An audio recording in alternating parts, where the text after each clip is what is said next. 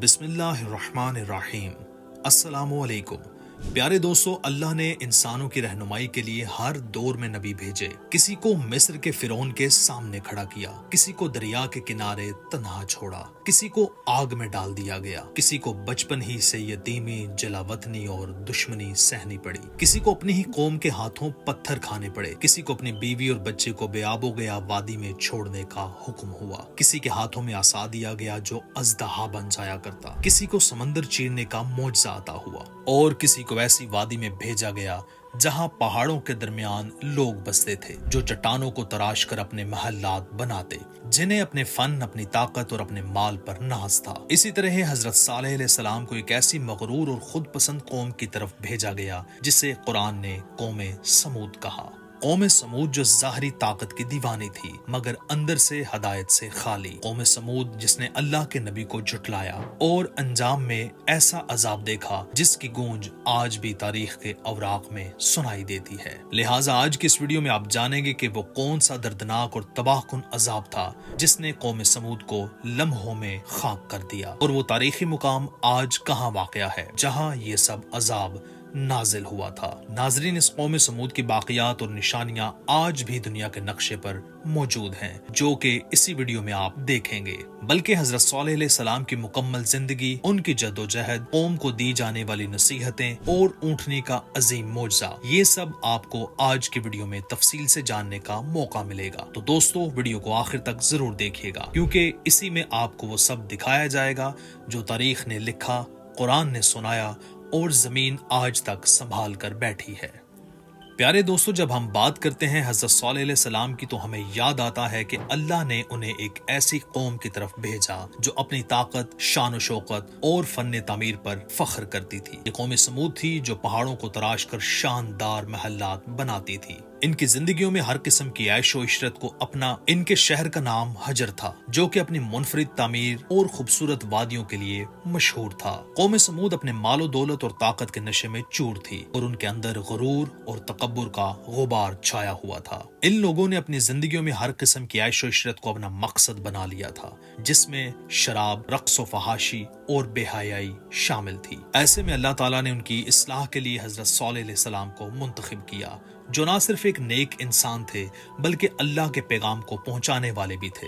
حضرت صالح علیہ السلام نے قوم سمود کو اللہ کی ہدایت دینے کے لیے بھرپور کوشش کی، لیکن اس قوم نے ان کی باتوں کو تسلیم کرنے کے بجائے ان پر ہنسی اڑائی اور ان کی مخالفت کی۔ حضرت صالح علیہ السلام نے قوم کو بتانے کی کوشش کی تھی کہ دنیا عارضی ہے، اس کی زندگی عارضی ہے، غرور و تکبر سے بچو، اللہ کی رضا کی کوشش کرو اور اس کے راستے پر چلو۔ لیکن یہ قوم اس پر کان دھرنے کو تیار نہ تھی۔ قرآن کریم میں اللہ تعالیٰ نے ارشاد فرمایا، اور ہم نے قوم سمود کی طرف ان کے بھائی صالح کو بھیجا۔ حضرت صالح علیہ السلام کی جد و جہد بھی دیگر نبیوں کی طرح مسلسل تھی، اور ان کا مقصد صرف ایک ہی تھا، اپنی قوم کو اللہ کی ہدایت کی طرف لانا۔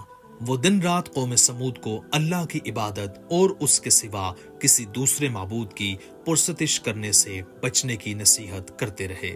حضرت صالح علیہ السلام نے اپنی قوم سے کہا، اے میری قوم، تم اللہ کی عبادت کرو، اس کے سوا تمہارا کوئی معبود نہیں، اسی نے تم کو پیدا کیا اور تمہیں آباد کیا، لہٰذا تم اس سے مغفرت مانگو اور اس کے سامنے توبہ کرو، بے شک میرا پروردگار قریب ہے اور دعا کو قبول کرنے والا ہے۔ حضرت صالح علیہ السلام کی مسلسل نصیحتیں اور ان کے ایمان کی طاقت نے کچھ غریب لوگوں کو متاثر کیا اور وہ اللہ کی ہدایت کو قبول کرنے لگے، لیکن یہ بات قوم سمود کے سرداروں کو برداشت نہ تھی۔ ان کے اندر غرور و تکبر کا غبار چھایا ہوا تھا اور انہیں یہ بات ہضم نہیں ہو رہی تھی کہ ان کے جیسے باوقار لوگ کسی معمولی انسان کی باتوں کو سن کر اللہ کے سچے پیغمبر پر ایمان لائیں۔ انہیں یہ تصور بھی گوارا نہیں تھا کہ کوئی ان کے آباء و اجداد کے بنائے ہوئے بتوں کو جھٹلائے اور صرف ایک اللہ کی عبادت کی بات کرے۔ اس سے پریشان ہو کر قوم سمود کے سرداروں نے ایک مشورہ کیا اور حضرت صالح علیہ السلام کے پاس گئے۔ انہوں نے کہا، اے صالح، اگر تم اللہ کے سچے پیغمبر ہو تو ہمیں کوئی ایسا معجزہ دکھاؤ جسے دیکھ کر ہمیں تم پر یقین آ جائے۔ حضرت صالح علیہ السلام نے ان سے سوال کیا،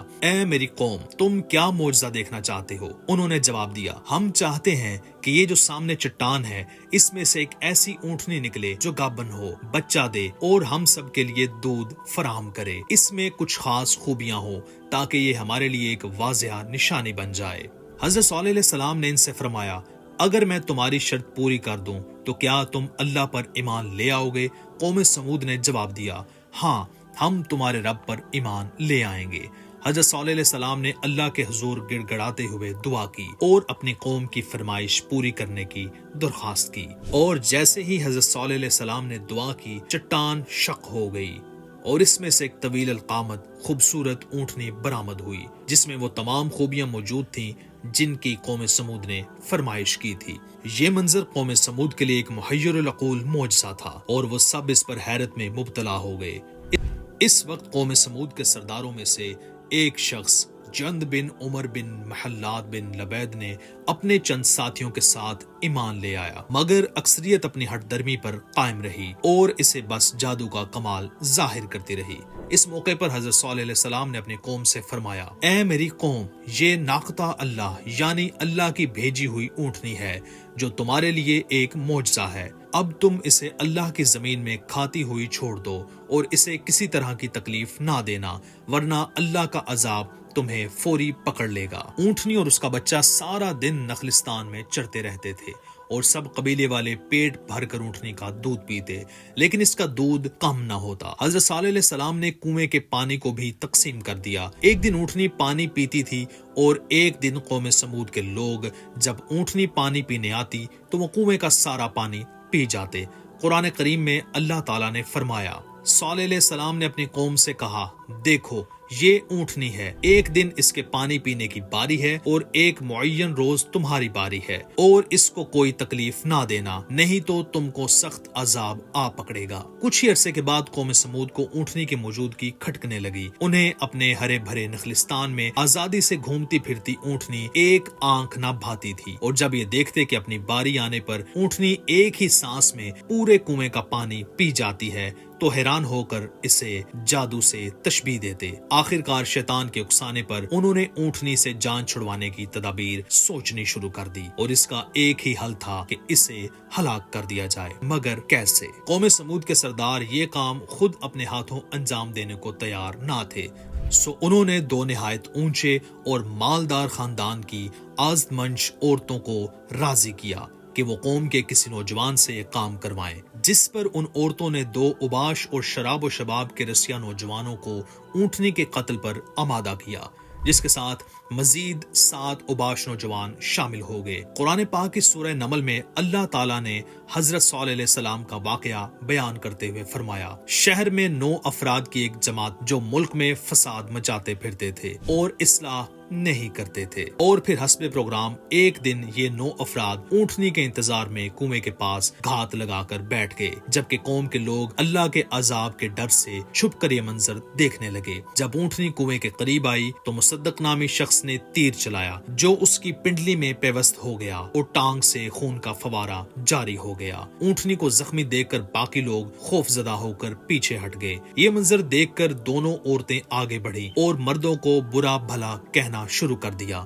قدار بن سالف آگے بڑھا اور تلوار کے ایک بھرپور وار سے اونٹنی کی کونچیں یعنی پچھلے پاؤں کے اوپر کا حصہ کاٹ ڈالا۔ اونٹنی شدید زخمی ہو کر زمین پر گر پڑی اور ایک زوردار چیخ ماری۔ اسی اثناء میں زخمی اونٹنی کو گھیرے میں لے کر اس پر نیزوں اور تلواروں کی لاتعداد وار کیے گئے، جس سے وہ ہلاک ہو گئی۔ ادھر اس کا بچہ بھاگتا ہوا پہاڑ پر چڑھا اور چیخیں مارتا غائب ہو گیا۔ ایک روایت میں یہ بھی آتا ہے کہ ان درندوں نے پیچھا کر کے اسے بھی مار ڈالا۔ اونٹنی کے قتل کے بعد جب ان لوگوں نے دیکھا کہ کوئی عذاب نازل نہیں ہوا تو مارے خوشی کے دیوانے ہو گئے اور جشن مناتے ہوئے چیخ چیخ کر حضرت صالح علیہ السلام کو چیلنج کرنے لگے، تم جس عذاب سے ڈرتے ہو اسے لا کر دکھاؤ۔ قرآن پاک میں ارشاد باری تعالیٰ ہے آخر انہوں نے اونٹنی کی کونچیں کاٹ ڈالیں اور اپنے پروردگار کے حکم سے سرکشی کی اور کہنے لگے صالح علیہ السلام جس چیز سے تم ہمیں ڈراتے تھے اگر تم اللہ کے پیغمبر ہو تو اسے ہم پر لے آؤ۔ ناقتہ اللہ کے قتل کی خبر سن کر حضرت صالح علیہ السلام آپ دیدہ ہو گئے اور فرمایا اس بد نصیب قوم کو اب اللہ کے عذاب سے کوئی نہیں بچا سکتا۔ ادھر سمود کے لوگوں کی دیدہ دلیری اور جرت میں مزید اضافہ ہو گیا، ان کے دل سے ڈر اور خوف نکل چکا تھا، چنانچہ انہوں نے اسی رات حضرت صالح علیہ السلام کو بھی قتل کرنے کا پروگرام بنا لیا کہ اونٹنی کے ساتھ ان کا بھی قصہ ختم ہو جائے۔ وہ 9 افراد ایک پہاڑ کی گھاٹی میں چھپ کر بیٹھ گئے تاکہ جب حضرت صالح علیہ السلام وہاں سے گزریں تو انہیں قتل کر دیں، مگر کائنات کا مالک اللہ قوم سمود کے ہر مکر و فریب اور شیطان کی چال بازیوں سے خوب واقف تھا۔ حضرت صالح علیہ السلام کی آنکھوں میں غم و غصہ دونوں کی جھلک تھی اور دل میں وہ درد تھا جو قوم سمود کی جانب سے اونٹنی کے قتل کی بے پناہ زیادتی پر محسوس ہو رہا تھا۔ اللہ تعالیٰ کا وعدہ پورا ہونے کا وقت آ چکا تھا اور اب اتمام حجت ہو چکا تھا۔ حضرت صالح علیہ السلام نے قوم سمود کو ایک آخری تنبیہ دی، اب تمہارے پاس صرف 3 دن ہیں عیش و عشرت کے، اور پھر اس کے بعد تم پر اللہ کا ایک ایسا عذاب نازل ہوگا جس سے تم بچ نہیں سکو گے۔ یہ الفاظ کائنات کے مالک کی طرف سے تھے اور ان کا عمل ہر ایک کے دل میں خوف اور پریشانی ڈالنے کے لیے کافی تھا۔ اللہ تعالیٰ کا فرمان تھا، جب انہوں نے اونٹنی کے پچھلے پاؤں کاٹ ڈالے تو صالح علیہ السلام نے کہا، اپنے گھروں میں 3 دن اور فائدہ اٹھا لو، پھر وہ وعدہ جو تمہیں ڈرا رہا ہے تم پر پورا ہونے والا ہے۔ حضرت صالح علیہ السلام کی باتیں سن کر قوم سمود نے انہیں صرف مذاق سمجھا۔ انہوں نے ہنسی مذاق اور طنز کے انداز میں سوال کیا، یہ 3 دن ہم کیسے گزاریں گے؟ وہ اپنی طاقت اور اپنی گھمنڈ میں اتنے مغرور تھے کہ انہیں کوئی خوف نہیں آیا۔ حضرت صالح علیہ السلام نے پھر فرمایا، پہلا دن تمہارے چہروں کو زرد کر دے گا، دوسرا دن تمہارے چہرے سرخ کر دے گا، اور تیسرے دن تمہارے چہروں پر نحوست چھا جائے گی اور وہ سیاہ ہو جائیں گے، پھر چوتھے دن اللہ کا عذاب تم پر نازل ہوگا۔ ان الفاظ میں اتنی شدت اور حقیقت تھی کہ اگر وہ سمجھتے تو شاید اپنی تقدیر کو بدل سکتے تھے، لیکن ان کی بے بسی یہ تھی کہ انہوں نے حضرت صالح علیہ السلام کی باتوں کو ایک مذاق سمجھا۔ پھر 3 دن گزر گئے اور جیسے ہی یہ دن اپنے اختتام کو پہنچے، قوم سمود کے لوگ ان علامات کو دیکھ کر دہشت زدہ ہو گئے۔ پہلے دن ہی ان کے چہرے زرد ہو گئے، دوسرے دن وہ حیران ہو گئے جب ان کے چہرے سرخ ہو گئے، اور تیسرے دن ان کے چہروں پر ایسی سیاہی چھا گئی کہ گویا نحوست اور تباہی کی تقدیر کا حصہ بن چکے تھے۔ اب وہ ہر لمحہ خوف میں ڈوبے ہوئے تھے اور چوتھے دن کا انتظار کر رہے تھے کہ آخرکار کس قسم کا عذاب ان کے لیے تیار ہے۔ اب چوتھے دن کا سورج طلوع ہوا اور آسمان سے ایک زوردار دل دہلا دینے والی چیخ کی آواز بلند ہوئی جو گویا قیامت کی گھنٹی ہو۔ یہ چیخ اتنی تیز تھی کہ اس کا اثر زمین اور آسمان تک محسوس ہونے لگا، اور اس آواز نے ان کے کانوں کے پردے پھاڑ دیے۔ جب وہ آواز آئی تو جیسے ان کی روحیں ان کے جسموں سے نکل کر کہیں دور جا پہنچی، ان کے جسم لرزنے لگے اور وہ بے حس ہو گئے۔ جیسے ہی چیخ کی آواز کا اثر ہوا، وہ سب کے سب اپنی جگہوں پر گھرتے چلے گئے اور سسک کر اپنی زندگی کی آخری سانسیں لینے لگے۔ یہ وہ منظر تھا جب طاقتور قوم جس نے اپنے غرور میں اللہ کے پیغامات کو نظر انداز کیا، مکمل طور پر تباہ ہو چکی تھی۔ چند لمحوں میں ہی لاکھوں افراد پر مشتمل وہ قوم جو کبھی اپنی قوت و شان و شوکت پر ناز کرتی تھی، اب جانوروں کے کھائے ہوئے بھوسے کی طرح بکھر چکی تھی۔ شہر سمود کا وہ شاندار شہر جو کبھی زندگی سے بھرا ہوا تھا، اب ایک سناٹے کی گہرائی میں ڈوب چکا تھا۔ ہر گلی، ہر چمکتا ہوا محل اب ایک خالی منظر کی مانند تھا۔ وہ شہر اب ایک عبرت کا نشان بن چکا تھا اور اس کی گلیوں میں چلتے ہوئے انسان کو صرف موت اور تباہی کی گونج سنائی دیتی تھی۔ یہ منظر اللہ کے عذاب کی شدت اور طاقت کو ظاہر کرتا تھا۔ جب قوموں کی سرکشی اور بے حسی حدوں کو چھو لیتی ہے اور اللہ کی طرف سے کوئی بھی رحم نہیں آتا، ان کی تباہی اس بات کا غماز ہے کہ اللہ کی رضا کی طرف پلٹنے کا موقع کبھی ضائع نہیں کرنا چاہیے، کیونکہ جب اللہ کا فیصلہ آتا ہے تو کوئی بھی طاقت اس سے بچنے کی صلاحیت نہیں رکھتی۔ اور جن لوگوں نے ظلم کیا تھا ان کو چنگھاڑ کی صورت میں عذاب نے آ پکڑا اور وہ اپنے گھروں میں اوندھے پڑے رہ گئے، گویا کبھی ان میں بسے ہی نہ تھے۔ سن رکھو کہ سمود نے اپنے پروردگار سے کفر کیا، اور سن رکھو سمود پر پھٹکار ہے۔ اس عذاب کی شدت اور اس کے اثرات نے قوم سمود کو بالکل مٹا دیا۔ ان کا کوئی نشان تک باقی نہیں رہا۔ ان کی سرکشی اور کفر کا نتیجہ ایک عبرتناک سزا کی صورت میں سامنے آیا، جس سے ان کے غرور کا خاتمہ ہو گیا۔ اللہ نے اس عذاب سے حضرت صالح علیہ السلام اور ان پر ایمان لانے والوں کو محفوظ رکھا، جیسا کہ اللہ تعالیٰ نے فرمایا، جب ہمارا حکم آ گیا تو ہم نے صالح علیہ السلام کو اور جو لوگ ان کے ساتھ ایمان لائے تھے ان کو اپنی مہربانی سے بچا لیا اور اس دن کی رسوائی سے محفوظ رکھا۔ بے شک تمہارا پروردگار طاقتور اور زبردست ہے۔ یہ واقعہ اس وقت کی ایک اہم حقیقت بن گیا جب نبی اکرم صلی اللہ علیہ وآلہ وسلم تبوک کے سفر پر تھے۔ مسند احمد میں حضرت ابن عمر رضی اللہ تعالیٰ عنہ سے مروی ہے کہ نبی پاک صلی اللہ علیہ وآلہ وسلم جب وادی سمود سے گزرتے تو آپ صلی اللہ علیہ وآلہ وسلم نے صحابہ کرام رضی اللہ تعالیٰ عنہ سے فرمایا، یہاں سے جلدی سے گزر چلو، اور اگر پانی کی ضرورت ہو تو صرف اس کنویں کا پانی استعمال کرو جس سے حضرت صالح علیہ السلام کی اونٹنی پانی پیا کرتی تھی۔ آپ صلی اللہ علیہ وآلہ وسلم نے صحابہ کرام رضی اللہ تعالیٰ عنہ کو اس ویران اور اجڑی ہوئی جگہ سے گزرنے کے دوران فہم و بصیرت کی تعلیم دی تاکہ وہ اس عبرت انگیز مقام سے عبرت حاصل کرے۔ کچھ صحابہ کرام نے اس کے علاوہ دوسرے کنووں سے پانی لے کر آٹا گوندھ لیا تھا تو نبی پاک صلی اللہ علیہ وآلہ وسلم نے انہیں فوراً اسے پھینک دینے کا حکم دیا۔ اس دوران آپ صلی اللہ علیہ وآلہ وسلم مسلسل توبہ استغفار کرتے ہوئے اس بات پر غور فرما رہے تھے کہ یہ جگہ انسانوں کی بدعمالیوں کا نتیجہ ہے اور کسی بھی صورت میں اس جگہ کا کوئی فائدہ نہیں اٹھایا جانا چاہیے۔